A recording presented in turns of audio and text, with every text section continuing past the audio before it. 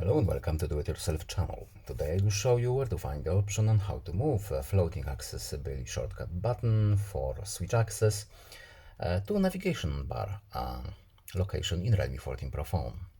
So we have our floating button right here. We want to make it so that the shortcut will be visible on the navigation bar. How to do it?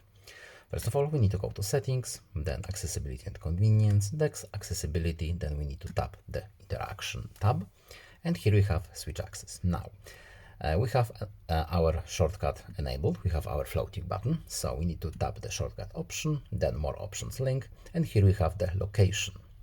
So we need to choose location and then tap navigation bar, and our shortcut is now here. And that's pretty much it. I hope this video was helpful to you. Please leave a like and subscribe. Have a nice day and see you in the next video. Goodbye.